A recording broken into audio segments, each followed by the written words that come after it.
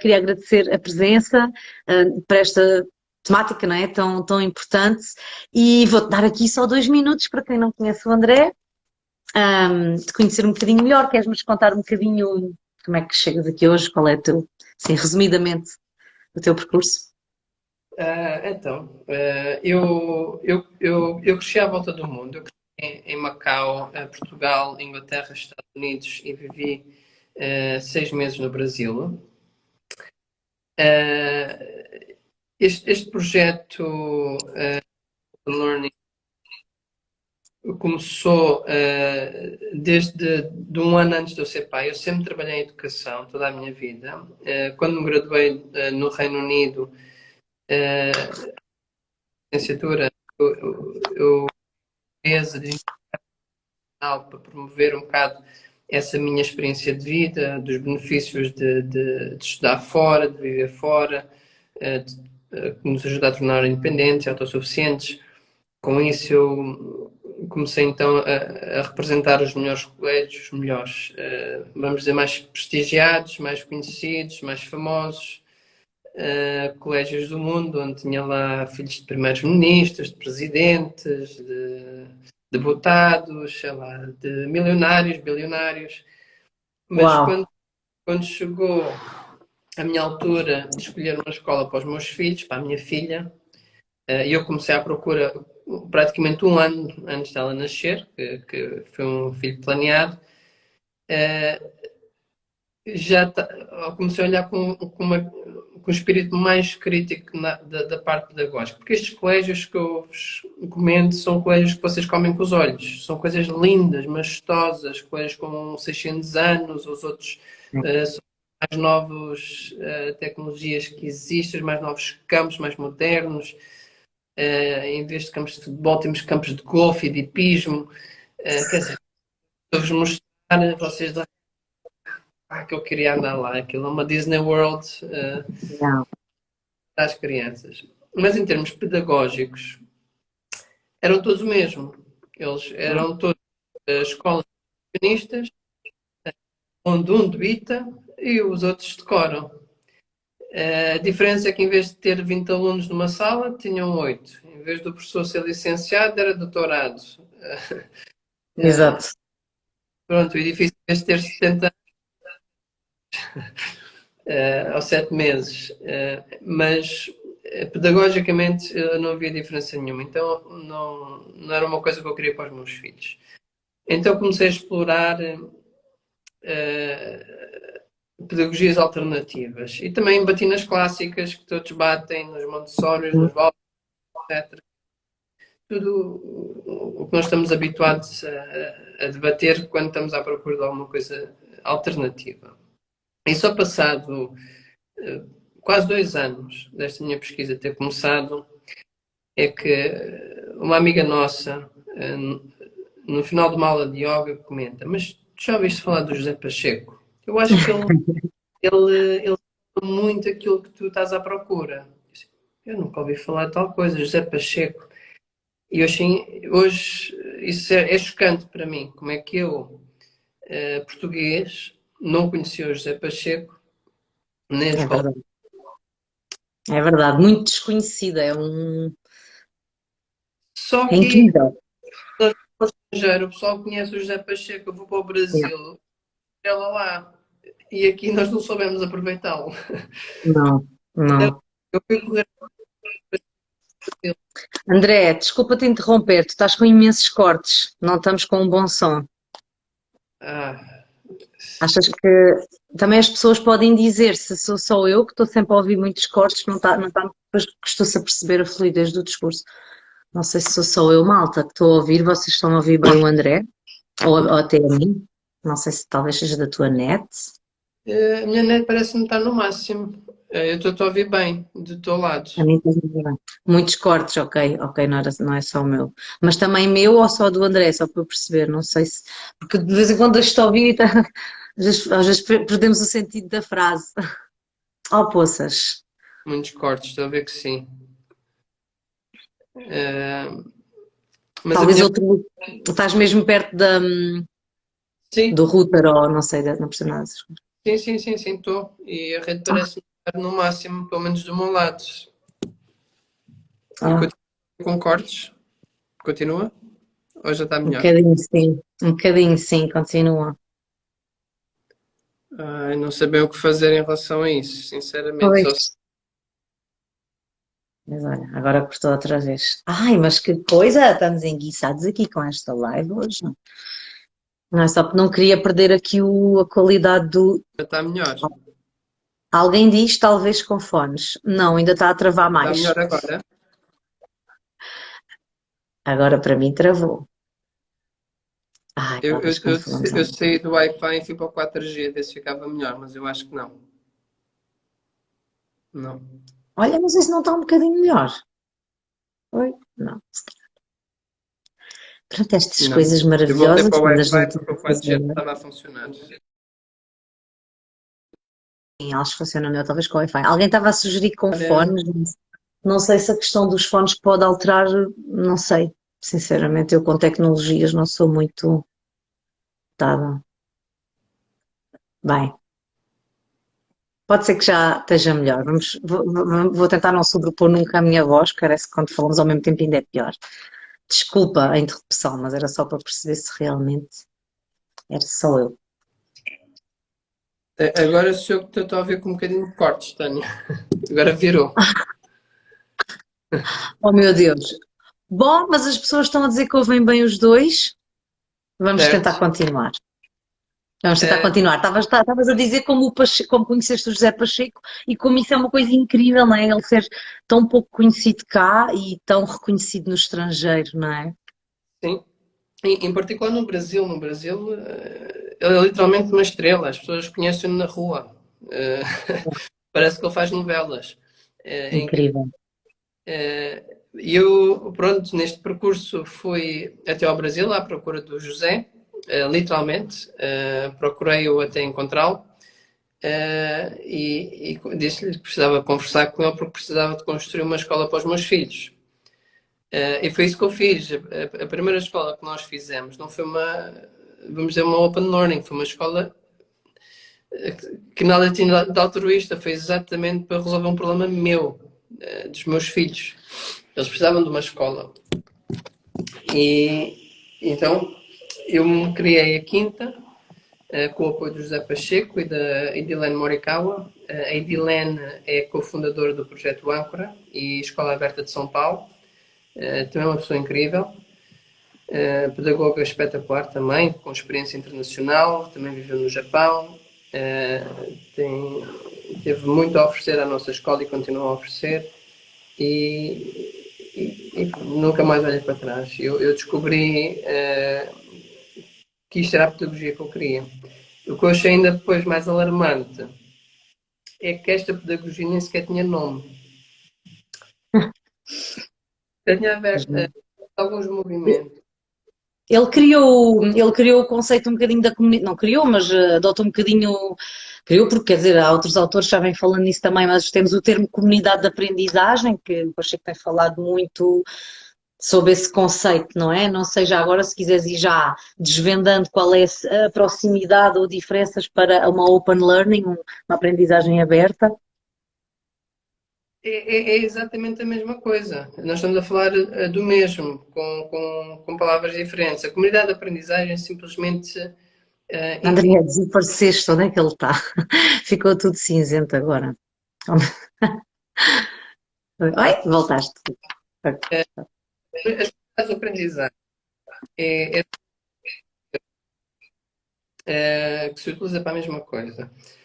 Simplesmente intitula em comunidade de aprendizagem que, em vez de nós termos a trabalhar com tutores formados, utilizamos a nossa comunidade imediata para ajudar nessa educação, nessa aprendizagem.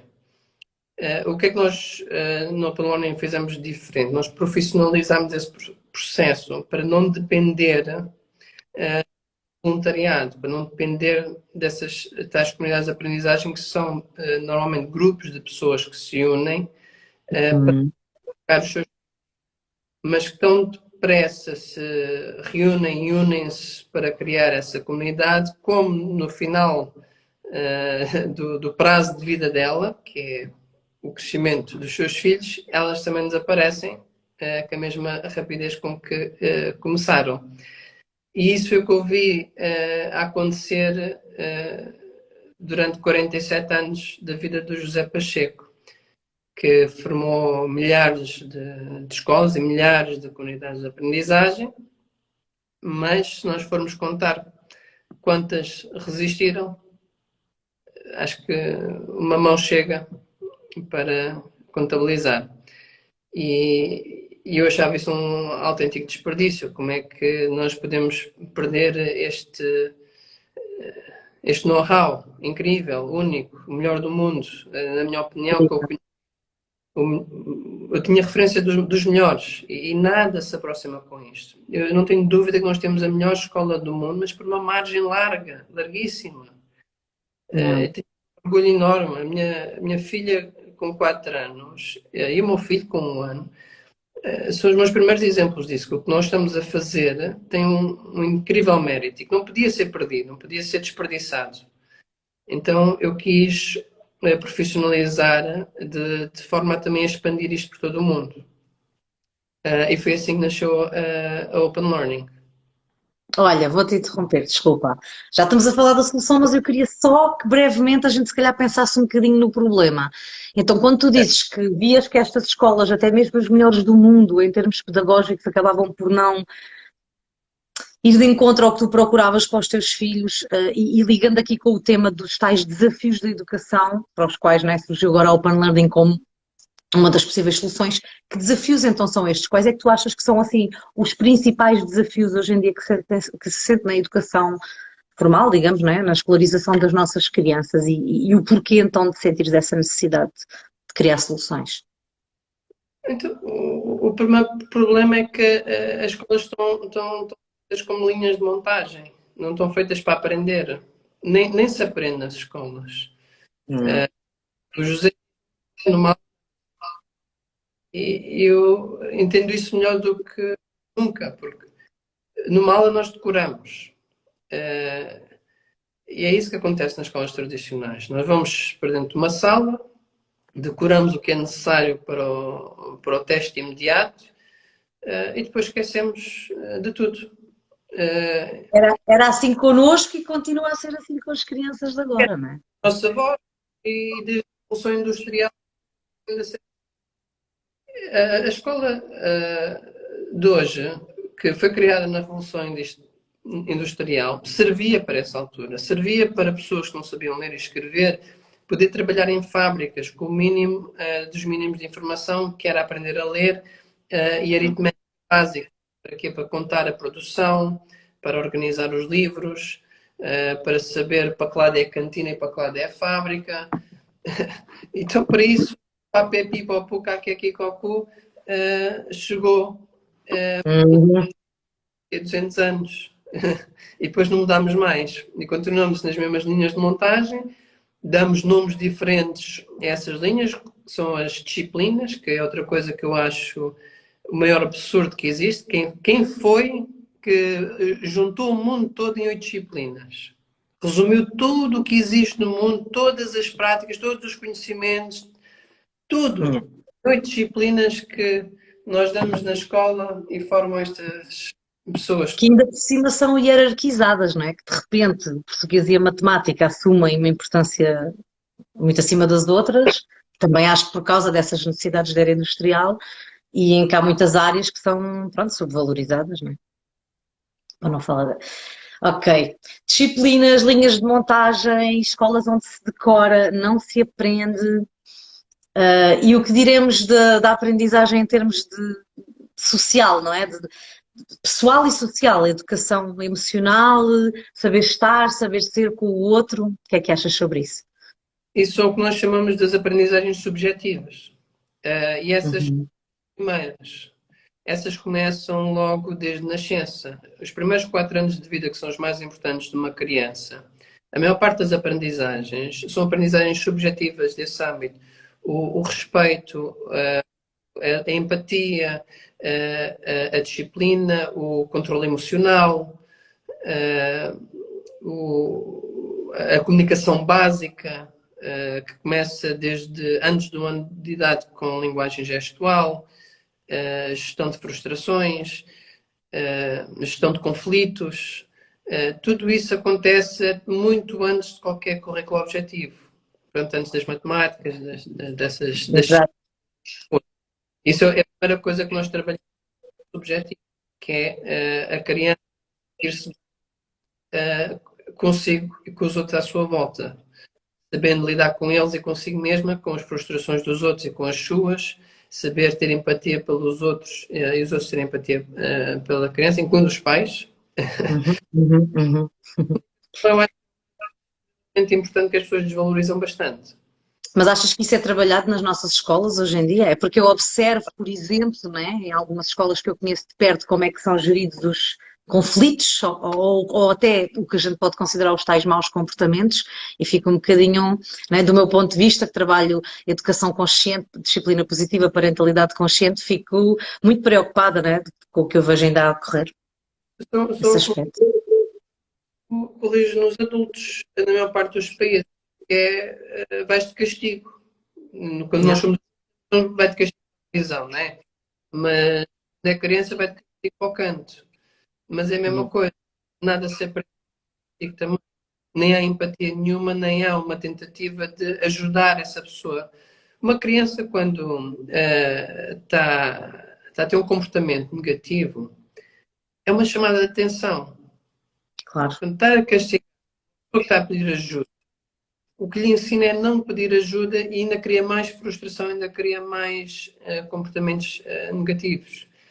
Portanto, não acho que as escolas trabalhem isso de maneira nenhuma. Eu Então nós temos, nas escolas. começamos a ver as escolas que nem para os miúdos adquirirem a parte curricular e de matéria com aprendizagens que sejam significativas e de qualidade, que realmente transportem para a vida, nem tão pouco essas aprendizagens hoje em dia são adaptadas aos desafios dos dias de hoje, das profissões do futuro, que ainda nem sabemos quais vão ser, não é? Nem tão pouco a nível pessoal e social vemos, pronto, essa atualização, não só, pronto, das pessoas que trabalham com os miúdos, das próprias práticas. Estou a tentar resumir por causa do nosso tempo e a ver como é que podemos aqui conduzir isto. Eu acho que estes desafios, pronto, eu queria só trazer estes pontos às pessoas que nos estão aqui a seguir, também já deixaram aqui alguns comentários a dizer que às vezes nem em casa estamos, né, pois é, está-se a ouvir com um bocado de cortes, não é? Alguém também está ainda a confirmar aqui. Ainda estamos a ouvir-te com um bocadinho de cortes, André, mas olha, vamos continuando. As pessoas sentem muito estas dificuldades e eu trabalho com pais, com mães e muitas vezes as problemáticas que eu atendo têm origem, né? As crianças passam muitas horas na escola e têm muita origem em frustrações e coisas que estão muito a acontecer no espaço escolar, esta dificuldade do balanço entre o espaço casa e o espaço escola, que acho que é outro dos problemas enormes, não é? Não sei se concordas, que há um afastamento, um fosso brutal, não é? Basta ver agora uma coisa que se acentuou tanto, que é os pais não poderem sequer praticamente entrar no espaço escolar e haver um bocado este afastamento. Temos aqui então uma panóplia de desafios muito grandes. Pronto, eu agora queria mesmo que tu explicasses, não queria que a gente chegasse mais ao fim sem explicares um bocadinho este conceito, que acho que as pessoas estão então, olha, já está aqui uma pergunta, muito curiosas. Surge, conheceste o Pacheco, comunidades de aprendizagem, temos agora este projeto Open Learning School. Vamos à prática, o que é, como é que funciona? Fala-nos um bocadinho disto, André. Ok, então a Open Learning School é isto que estamos a falar. Nós, na Open Learning School, atendemos as necessidades individuais de cada criança. O seu tempo de aprendizagem, as suas aptidões e os seus interesses. Portanto, nós temos crianças desde os 6 meses de idade até mais ou menos aos 12 anos. Neste momento, vamos até ao final do 12º ano também, que é a nossa intenção, à medida que vamos crescendo, e nós trabalhamos tudo o que é matéria subjetiva, à parte depois também objetiva académica. E o que é que chama-se respeito ao tempo das crianças? Com exemplos. Vamos dizer assim, nós temos crianças na nossa escola com 3 e 4 anos que já sabem ler e escrever, já sabem matemática, aritmética básica, somar, subtrair, mas temos, por exemplo, uma criança de 6 anos, que vai fazer 7, que não sabe ainda ler e escrever. Mas tem outros interesses, como, por exemplo, pela natureza. Ele consegue dar, ou tem mais conhecimento sobre animais, plantas, cogumelos, quais são comestíveis, quais não são, onde é que se pode encontrar animais, que animais são, como é que eles comem, não sei o quê. Mais do que muitos adultos sabem. Porquê? Porque esse é o interesse dele. Então, se é esse o interesse, é esse que nós exploramos com ele. Quando lhe fizer sentido, E vai fazer, não é? E há de fazer. porque até pelo grupo, quando ele vê que os outros também estão a ler, ele também tem, obviamente, interesse em começar, mas também pelo seu próprio interesse. Nós estávamos a falar no outro dia e perguntei-lhe, mas tu queres ver mais vídeos sobre este animal, aquele animal, queres descobrir sobre mais isto e aquilo? Sim.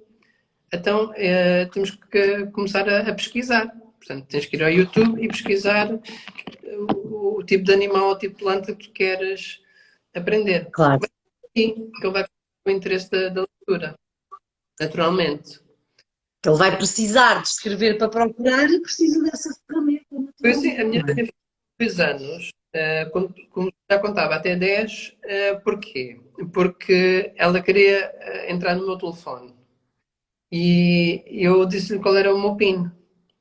E depois ia alterando o PIN, ia dizendo os números. Portanto, se marcares estes 3, 4, 7, 7, 2, 2, 1, depois troca e depois os outros números. Claro. Porque a vez dela ela vai fazer tudo para entrar no telefone, incluindo aprender a entrar no telefone.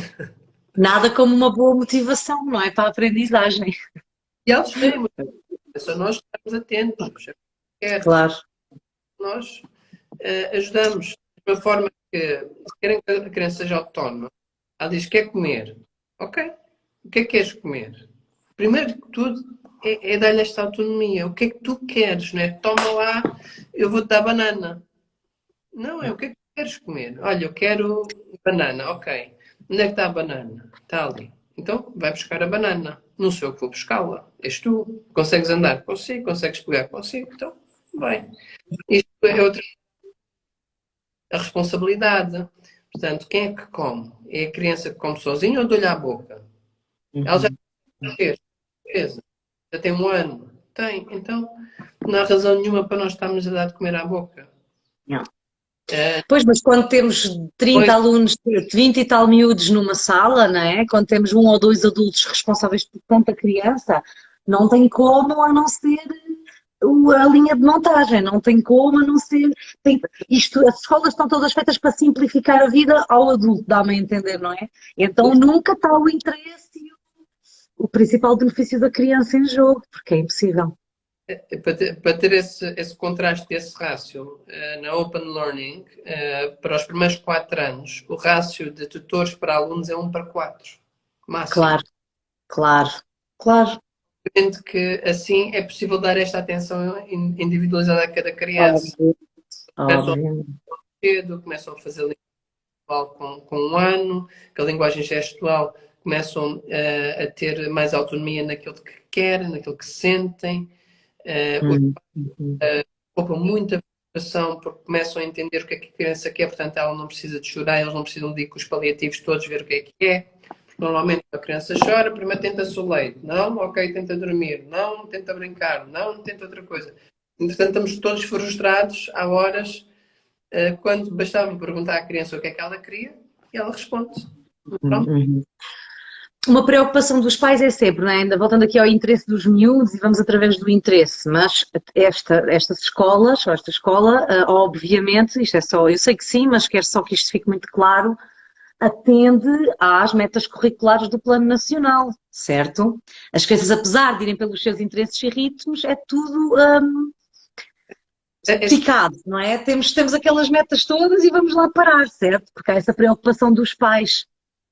Sim, atende e ultrapassa. É isso que os pais às vezes têm mais medo, mas passado de estar algum tempo connosco, basta um ano, começam a ver o ridículo. Porque o Plano Curricular Nacional diz que na primeira classe, uma criança entra para a primeira classe deve saber contar até 20. A minha filha tem Uhum. 4 até 1000, Yeah. 6, com 4. E as outras crianças todas da escola também. E como é que eles começam a aprender a contar? Mais uma vez, pela sua própria necessidade. Quantas bananas queres? Olha, um jogo que a gente usa muito, que é muito prático, muito fácil, para aprender a contar. Veja só como 80% das nossas crianças aprenderam. Nós temos um trampolim. E criamos uma regra que só pode estar no trampolim uma criança de cada vez. Então, mas todos queriam ir para o trampolim. Então criou-se a regra que cada um tem direito a 10 saltos. E começaram a contar os saltos. Na semana seguinte tinha direito a 20 saltos. Começaram a contar. Na terceira semana, direito a 30 saltos. Começaram a contar os saltos. Isto com 2, 3, 4 anos. Né? Com Claro, 6. claro. Porque a matemática, tal como as outras disciplinas, estão em todo o lado, não é? Não precisamos ter. Agora, das 9 às 10, vamos aprender matemática, não é? E fica tão redutor. André, não sei se está aqui uma pergunta, espero que para as pessoas compreenderem bem. A Open Learning é uma escola física, ok? Sim, Certo? certo, Que existe, no caso, no Seixal. certo. Já temos mais Open Learnings por aí? Ou agora já toda a gente vai dizer onde é que está, quer ir pôr lá a minha criança? Como é que é? Além do Open Learning, aqui em Portugal nós temos a Escola Aberta de São Paulo. Estamos a abrir unidades por todo o país para o ano que vem. Temos 2 franchises confirmados, aqui também na Margem Sul, e uma em Vila Franca de Xira. Temos mais pedidos para outros lugares. Brasil também vamos abrir mais unidades. Estamos só à procura de espaço, já temos tudo preparado, estamos só a encontrar o espaço. Porquê? Os nossos espaços, nós queremos dar uma forte relevância à natureza. Queremos espaços com bastante natureza. Se vocês forem Exatamente. aqui em Portugal, eles têm 7.500 metros quadrados para 30 crianças, que a partir de setembro vai ser 60, mas mesmo assim vocês estão a ver a quantidade de espaço que existe, né? E a maior parte do tempo as crianças estão cá fora. E como estavas a dizer, aprende-se cá fora e não tem que se dizer agora vamos aprender matemática, agora vamos aprender português, nada Yeah. disso. Uhum. De forma fluida, completamente. E depois Cada temos. criança tem, desculpa interromper, também tem o sistema de tutoria, portanto, obviamente, tu tens um adulto, que há de ter formação na área da docência, para acompanhar e validar, obviamente que a avaliação é uma coisa muito contínua, tal como nos diz, de resto a lei, não é? A avaliação está sempre a acontecer e suponho eu, não sei se é assim que funciona, há um professor ou um tutor que é responsável por perceber esta criança está numa evolução positiva, está a atingir as metas mesmo que ao seu ritmo e sem uma disciplina. Primeiro, elas estão Diz, todas, desculpa. todas as crianças estão numa evolução positiva. O que nós temos que Claro, descobrir exato, exato.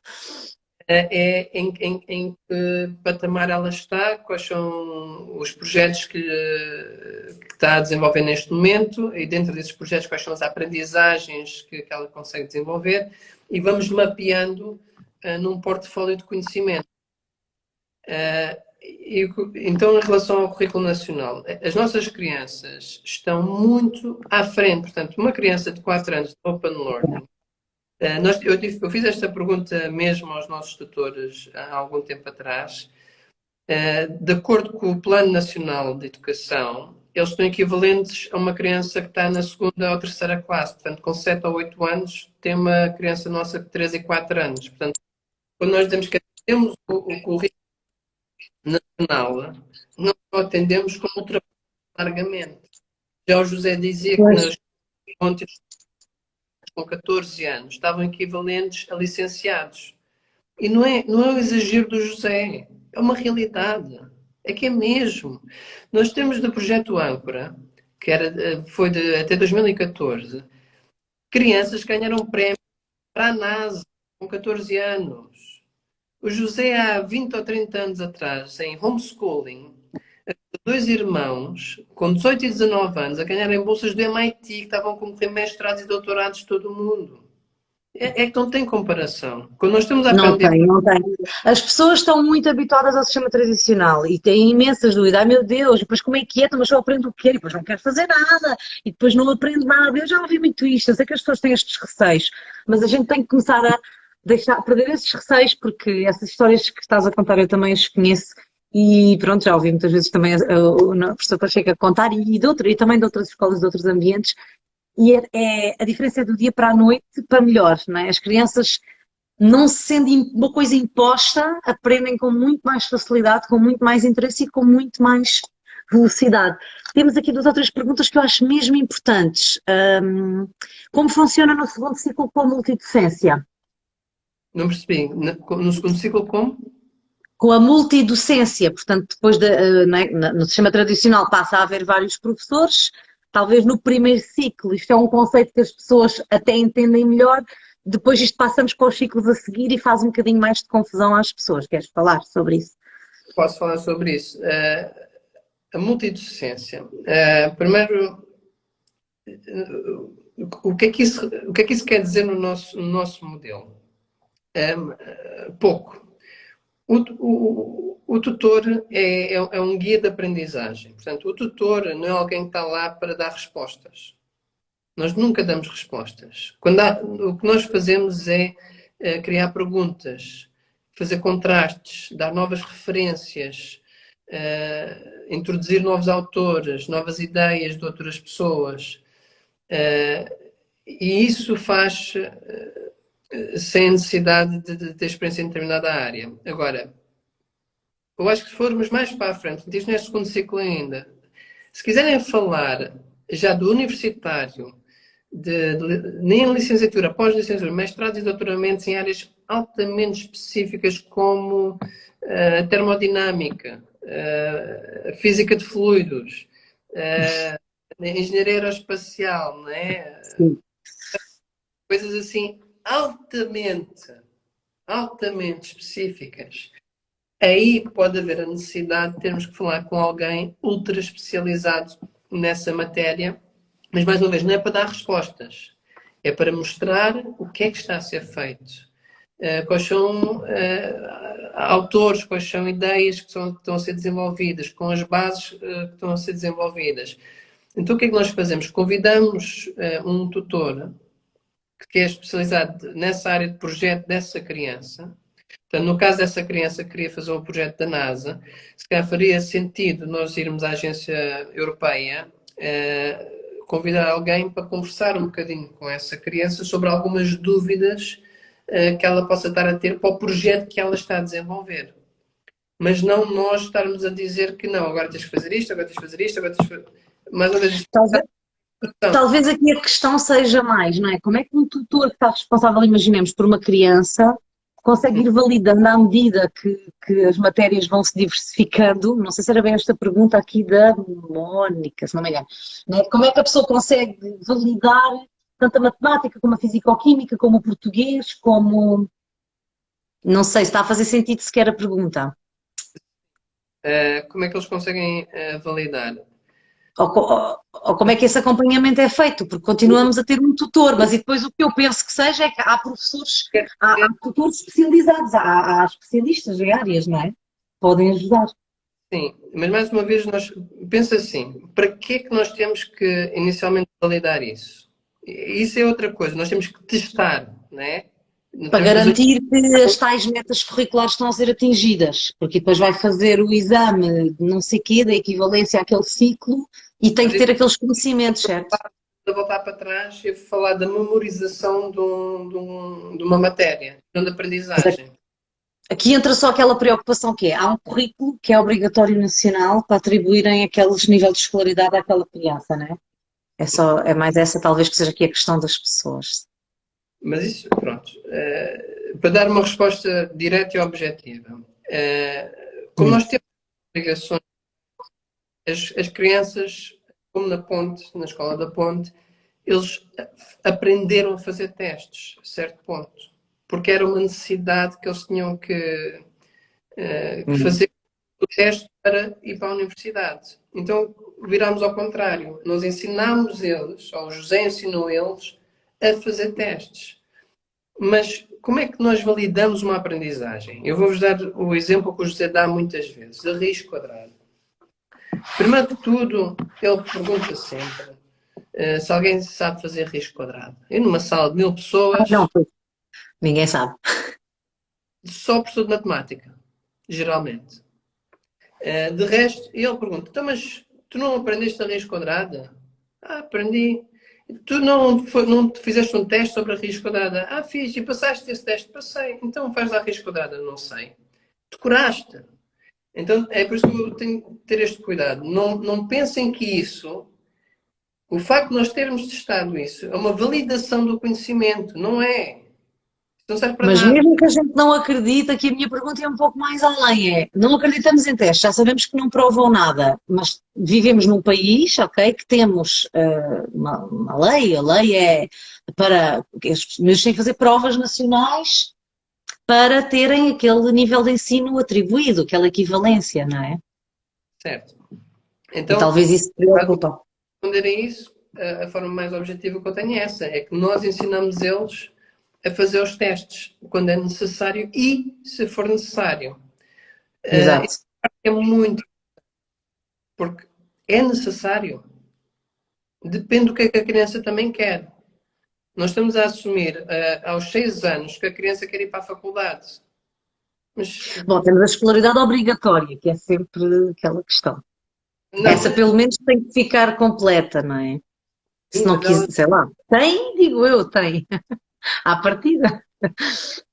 a escolaridade obrigatória define-se por quê? Por um certificado. Então vamos dizer assim, então imaginem que esta criança ganhou bolsas para a NASA, ganhou a bolsa para ir para o MIT, mas não tem o certificado de 12º ano. Ela é incompetente, é burra. Então está o MIT é o suficiente para o MIT, escolaridade obrigatória, teste. Bom, mas não serão todas, atenção, um disclaimer, não é? Nem todas as crianças da Open Learning School vão para a NASA, não é? Não, eu estou a dar exemplos, mas em qualquer uma das disciplinas que ela Eu opte, percebo. por exemplo, se a minha criança quiser, já me fizeste a pergunta, então se ela quiser ser artista, como se isso fosse uma coisa Má, negativa. É, é. ótimo, ela que seja artista, mas que seja a melhor artista que possa ser e tenha duas coisas fundamentais: independência e autossuficiência. E isso, para mim, é o mais importante. Eu vejo pessoas com licenciaturas, mestrados e doutoramentos a viver em casa dos pais. Portanto, não me digam que ser licenciado é sinónimo, ou ter escolaridade obrigatória, é sinónimo de independência e autonomia. E isso, primeiro, para mim, é o que é importante. Portanto, se a minha filha decidir ir para a faculdade, eu vou-lhe ter que explicar a ela e qualquer outra criança, tu tens que fazer exames de acesso à faculdade, até um dia que os nossos portfólios de conhecimento sejam aceitos para esse fim. Então, isto é o que sai no teste, então está aqui a matéria toda, então vamos aprender. Mas mais uma vez, isto começou pelo interesse da criança em querer fazer o teste, não por uma obrigação nossa de lhe impor um teste. Claro. E isto faz toda a diferença do mundo. Quando a criança quer ir para a faculdade, quando a criança quer ir para. Vai se sujeitar àquilo e aprende para Quer conseguir ultrapassar aquele obstáculo. aprender a fazer o teste porque quer seguir esse rumo. Mas se não tivermos esse cuidado, nós estamos mais uma vez a obrigá-la, mais uma vez, a pô-la dentro do sistema, mais uma vez, porque achamos nós que ela tem que passar, que ela tem que ter Exato. certificado, porque se não tiver certificado, o que é que vai ser dela? É ridículo. Mas nós É. temos que tirar isso. Estamos muito focados nos testes, mas olha, eu penso que seja a Mónica, ela ainda vem dizer que não tem a ver com os testes. A pergunta era mesmo como é que organizam a partir do segundo ciclo, espera que ainda está aqui o documentário, como é que funcionam, eu acho que continua a ser o mesmo funcionamento. A gente é que o nosso sistema muda muito, não é? Do primeiro para o segundo ciclo muda bastante. E neste, se não estou em erro, e corrijo-me se estiver errada, nesta metodologia é um seguimento, é uma continuidade, não é? Continua o sistema de tutorias, porque ela pergunta como funcionam a partir do segundo ciclo e com que tutores estão inscritos em ensino doméstico? Pronto, isso é de Há uma forma. estas perguntas aqui. Sim, no regime nacional, as nossas crianças que estão a frequentar o primeiro ciclo estão inscritos no ensino doméstico e frequentam a nossa escola. Embora nós também temos uma certificação Pearson britânica, mais uma vez para o efeito daqueles que querem eventualmente depois seguir a universidade e esse rumo. Mas até lá, como é que é feita essa avaliação desses conhecimentos? Voltando à raiz quadrada, vou-vos contar uma história do projeto Âncora. Uma criança com 7 anos chegou ao pé do seu tutor e disse assim: tutora, eu acho que já sei fazer raiz quadrada. E a tutora senta-se com ela, primeira pergunta que lhe faz: então porquê é que tu foste querer saber o que é raiz quadrada? É o contrário, completamente. E ela explicou: olha, nós estamos a preparar uma quadra, que é o espaço de desporto, que estava a ajudar o meu pai, e nós estávamos lá a pintar as divisórias no chão, para fazer os vários desportos, do basquetebol, futebol, handball, etc.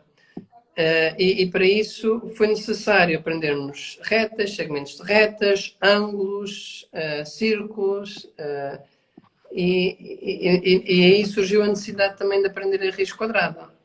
Ok, muito bem, entendi.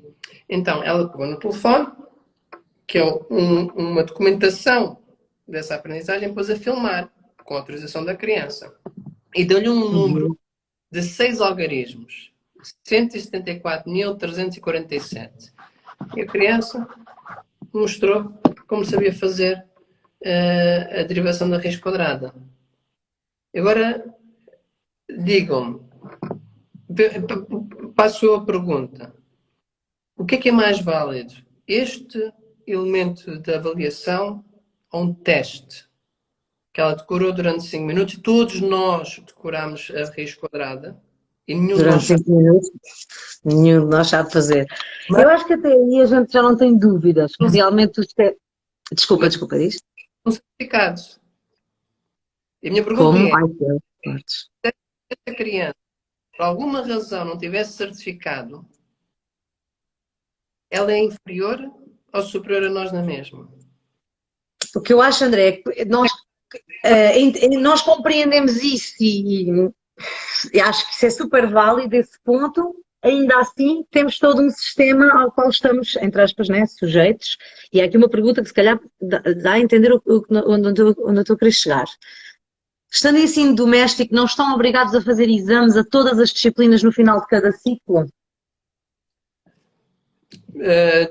Estou ao final do nono ano, se não me engano, e do 12º ano, sim. Sim. Eu acho é que no decorrer do dia a dia dos projetos, porque depois este tipo de coisas tem vários, né? Tem o currículo pessoal, tem o currículo de subjetividade, não sei se vocês também funcionam assim, mas tem trabalhos da comunidade, de grupo, pessoais, e as coisas vão aparecendo, é que as temáticas vão surgindo. As pessoas acho que têm um bocado o problema que como é que depois vai fazer um teste de, sei lá, geografia, se calhar nunca se interessou por geografia até aos 14 anos, e depois vai fazer um teste de nono ano para ter equivalência e depois não sabe sobre aquilo. Só que é o que estavas a dizer há bocado, é e surge se preciso ainda mais cedo, quando a gente deixa as coisas fluírem com outra naturalidade. Olha, nós estamos, assim, avançados no tempo e eu acho que ficam imensas perguntas por responder. Eu sei que vocês estão, sem dúvida, disponíveis na Open Learning para quem ficar curioso e quiser saber mais. Então, neste momento temos uma escola física, várias em perspectiva para abrir, e também Sim, temos o Open Learning Connect. Já agora, quero só sim. assim muito brevemente dar a entender o que é? Open Learning é aquilo que alguns que seguem o trabalho do José Pacheco é o mais parecido com a comunidade de aprendizagem, que então é a aprendizagem descentralizada. Visa atender um público que não tem acesso às nossas escolas físicas, mas que tem assim acesso aos nossos tutores, podendo formarem ou de forma individual, ter essa tutoria, ou em pequenos grupos. Portanto, imagino estão numa cidade ou num país bastante deslocados. Eu gosto de dar o exemplo do meio do deserto, e lá querem criar uma pequena comunidade. Desde que tenham acesso à internet, têm acesso à informação e à tutoria. Portanto, conseguem aprender em qualquer lugar. E hoje em dia isto é possível e nós estamos a tirar vantagem disto. Por exemplo, com o projeto da Starlink do Elon Musk, fui convidado há pouco tempo para tentar ajudar a comunidades do interior da África e do interior da Amazónia a terem acesso à nossa pedagogia, enviando-lhes uns Google Chromebooks, uns laptops da Google e uma internet por satélite que funciona em qualquer lugar. E com isso têm acesso à tutoria em qualquer lugar. Obviamente aqui em Portugal será para todos os sítios onde não há uma escola Open Learning, mas vocês querem ter acesso à tutoria ou de forma individual ou em pequenos grupos que se possam ter um ponto de encontro, seja uma casa, seja uma biblioteca, seja um centro, tanto faz, poderem então criar a sua pequena hub de aprendizagem através do Connect. E com acesso aos melhores tutores. Eu digo muito isto, parece mal, mas é aquilo que eu acredito mesmo, aos melhores tutores do mundo, pela minha própria experiência. Portanto, é a minha opinião só, não é mais que isso, mas é uma opinião formada por alguém que trabalhou toda a sua vida em educação. E eu vejo a diferença clara, não só nos meus filhos, mas nas crianças da Open Learning School, que faz toda a diferença. São crianças que adoram aprender, adoram a escola. Ao contrário das outras escolas, eles querem sempre vir para a escola, estão sempre à procura de vir para a escola e não querem sair da escola. E isto aqui não é uma coisa que se costuma ver.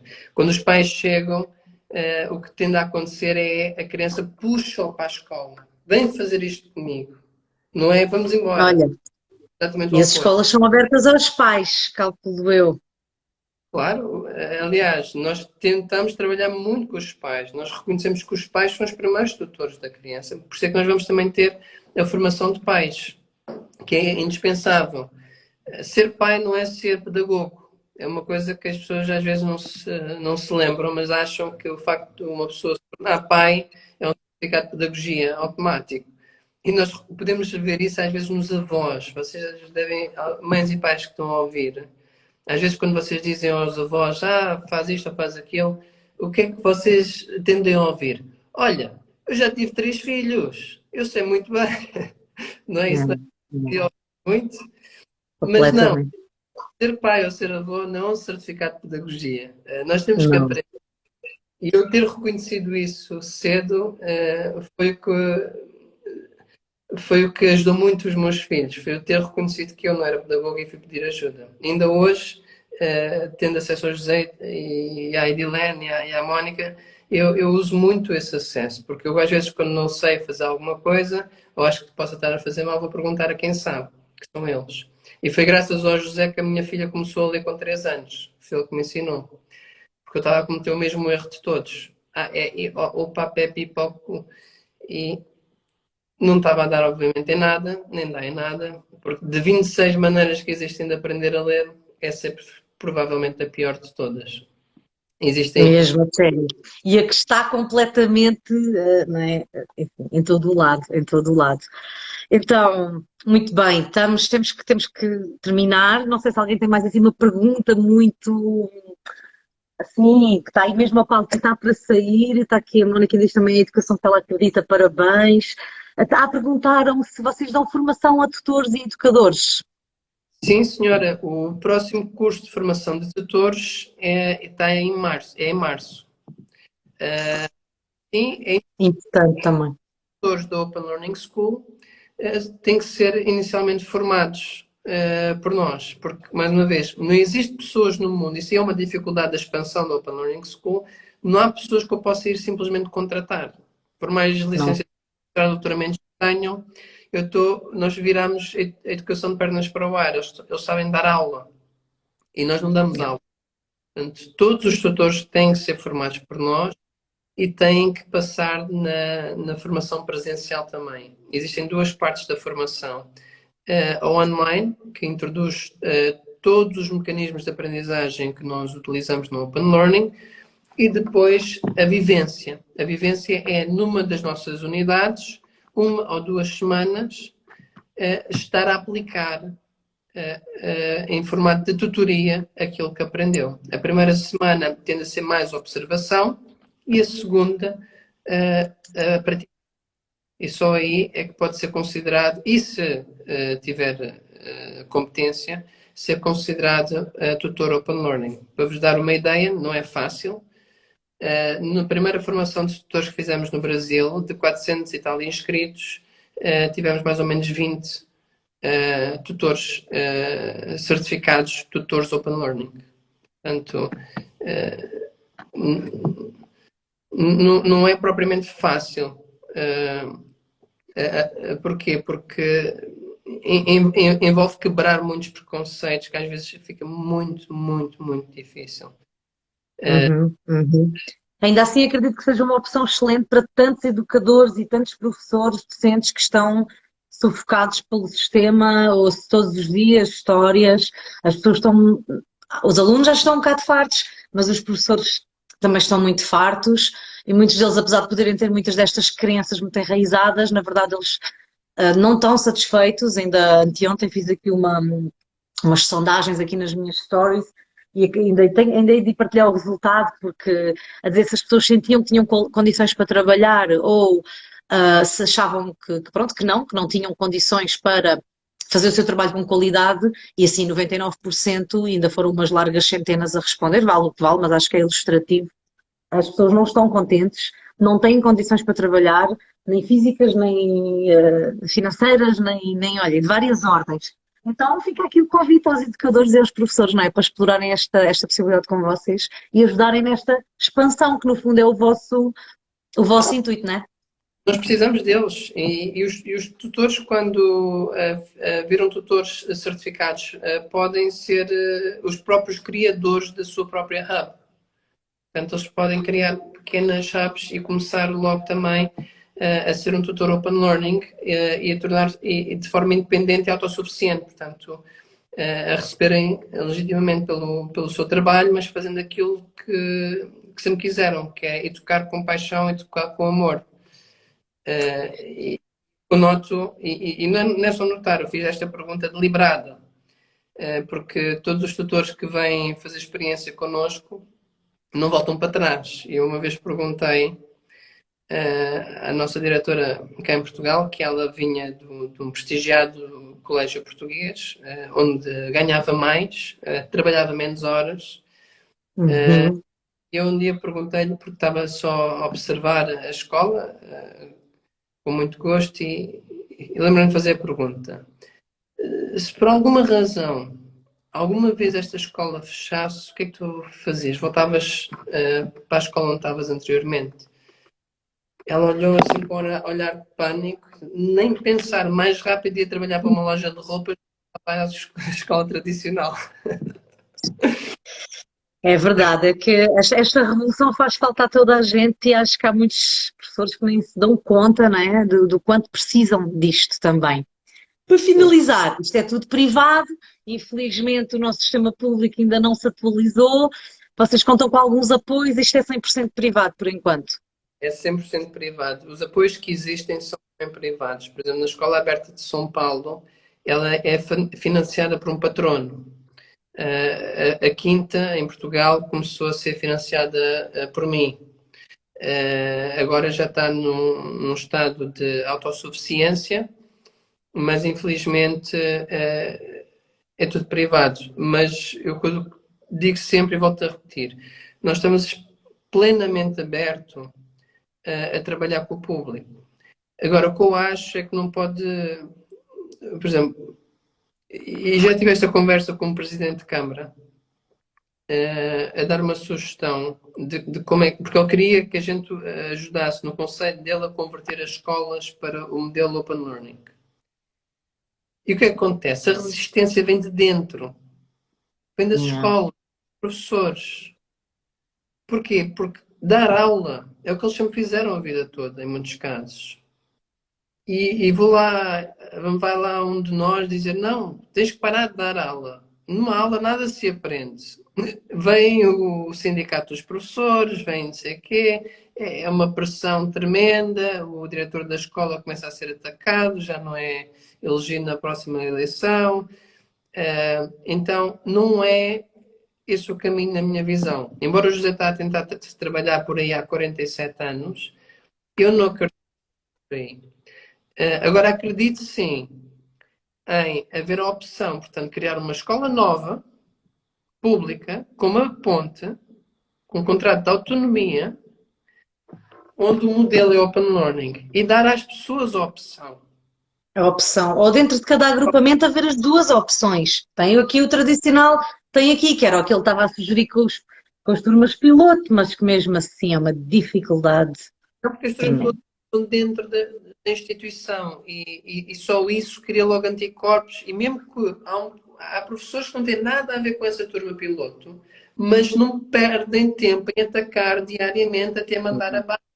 Sentem-se inferiorizados, sentem-se inseguros. E nós estamos a falar de natureza humana. Portanto, é impossível mudar isso, na minha opinião. Epá, o trabalho do José Pacheco é uma coisa incrível e vem de um amor incrível pela educação. Mas ele tem que reconhecer que ele é um bicho raro. Muito raro. Há muito poucos que queiram realmente mudar e que tenham a força de mudar uma escola inteira. E ele teve a sorte de ter um grupo de pessoas que queria também mudar. Portanto, estavam sintonizados na Escola da Ponte. Mas basta um ou dois ou três não estar e começa tudo a desmoronar-se. Foram, foram umas raras condições que ele conseguiu ali. De facto, eu sei que ele há muitos anos que tenta na escola pública, agora nos últimos 5 ou 6 meses tinha-lhe perdido um bocadinho o rastro, ele claro que não estava a falar muito sobre este projeto antes de ele estar não é, ao vivo, em público. E assim, ok, finalmente o professor Pacheco reconheceu que é assim, isto na escola pública não vai lá, porque eu sempre me ouvi dizer isto é na escola pública, mas acho que apareceu um André que talvez o tenha feito repensar que, olha, não vamos lá, não é? Quem não tem cão caça com gato e acho que é importante fazer da melhor maneira que seja possível e pode ser que isso comece a mudar aí a mentalidade e que se entre, não sei, de outra forma na escola pública. Sim, quando houverem unidades open learning suficientes, primeiro que tudo o que é que vai acontecer? É como os colégios bilíngues. Houve um colégio que um dia lembrou-se de ser bilíngue. Hoje, por exemplo, no Brasil, então, todos os colégios são bilíngues. Eles copiam, porque o privado é inteligente, o privado está sempre na vanguarda, porque tem competição. A escola pública não tem Claro, competição, não evoluir, tanto que não evoluiu. Mas claro. tem que evoluir. Então, eu acho que o primeiro vai ser os privados, e já tivemos um pedido em Portugal para converter para o modelo Open Learning. Mas uma escola privada, como é óbvio. Quando todas as escolas privadas entenderem que o modelo Open Learning é um modelo de aprendizagem que acelera a aprendizagem de qualquer coisa, vai ser uma diferença de noite para o dia. Portanto, todos vão ter que ter o modelo Open Learning. E com essa pressão é que eu acho que sim, que o Estado vai ter que começar a tomar nota de que tem que fazer alguma coisa para mudar. E nesse dia nós vamos ser os primeiros, né, abertos e esforçados para tentar fazer essa mudança. Vai ser lento, porque, mais uma vez, temos que começar de raiz, vai demorar muitos anos e não pode ir contra a corrente. Tem que ser mesmo novas unidades que tenham esse modelo Open Learning, mas que não estão a competir com a escola tradicional. Vamos deixar que quem quer a tradicional fique, não entramos em guerras uns com os outros, mas quem quer o Open Learning opta pelo Open Learning. E pronto. E isso resolve. Não é preciso. Não é preciso guerras, não é preciso conflitos, cada um escolhe o que acha que é melhor. É preciso ter opção. Sim, as pessoas estão aqui a mencionar o preço, infelizmente hoje em dia é uma opção que só está acessível pagando, não é? Mas é como estamos aqui a falar esperançosamente com a expansão destas metodologias, o crescente interesse, o cada vez se falar mais sobre isto e as pessoas também começarem a exigir isto e ganhar como estavas a dizer, estas competências, os pais não são pedagogos, mas têm direito a falar, a pedir, a também informarem-se e estudarem um pouco e também junto dos sítios onde estão, dos agrupamentos onde estão, dizer, há ali coisas a funcionar maravilhosas, porque é que não temos aqui? E isto é uma engrenagem que eu espero que comece toda a funcionar, mas para já, infelizmente, e há falta de melhor, pelo menos há opção no privado para quem tem, infelizmente, pronto, essa possibilidade, né? Ainda não está Não para todos. sei se as pessoas sabem, mas o ensino público não é grátis. E isto aqui é outra coisa que nós temos que ter atenção. Nós pagamos esses impostos, mas temos que isso era dinheiro que era nosso. Mas a escola pública custa mais ou menos 900 euros por aluno. É caríssima. Por mês? Sim, é 9 euros por ano. Trabalha 9 meses por ano. É 9 mil e tal euros por ano. Pois, mas como não sai do bolso, mas não é diretamente ali todos os meses pago, as pessoas não sentem tanto na pele, não é? Mas Olhem, aí é que eu fazer, porque às vezes nós mas ser pago não dá acesso a todos. Mas você paga a sua escola, e é isso que eu quero lhe dar razão. Então, você paga a educação pública, deve reivindicar a melhor educação possível. E exato. ele já tem infraestruturas, ele já tem docentes, ele já tem tudo, tem o dinheiro, todos os anos ali, pronto. Então não lhes falta nada, só vontade de converter para Open Learning. Só isso.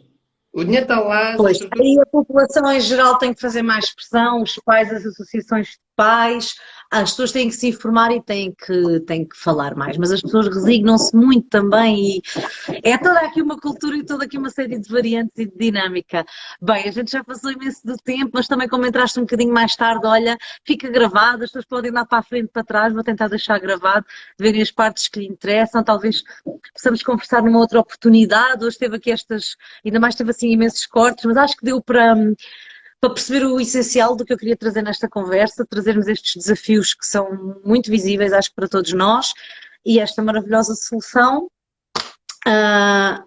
Fiquem, informem-se, vão aqui ao site da Open Learning, sigam nas redes sociais, para quem está a perguntar onde é que vão abrir escolas.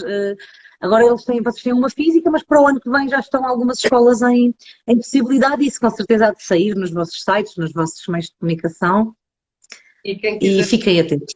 também, converse connosco. Quem quiser abrir hubs de Connect também pode falar connosco. Primeiro que tudo é fazer o curso de tutores e podem começar a fazer tutoria através do nosso Connect nas suas localidades. Portanto, podem começar hoje a ajudar a mudar a educação. Não precisam estar à espera, não precisam só estarmos a criticar, podemos atuar, agir. Portanto, convido-os todos a fazer isso. Comecem a agir porque está nas vossas mãos. Identifico-me muito com isso. André, muito obrigada por este tempinho. Obrigada a todos que estiveram aqui connosco a ouvir, que participaram, que deixaram perguntas. Espero que tenha sido útil para todos vocês. E até a próxima, André. Um beijinho, ficamos em contacto. Tchau, Obrigado. tchau. Beijinho. Obrigado a todos por me terem ouvido. Com licença. Deus, até a próxima.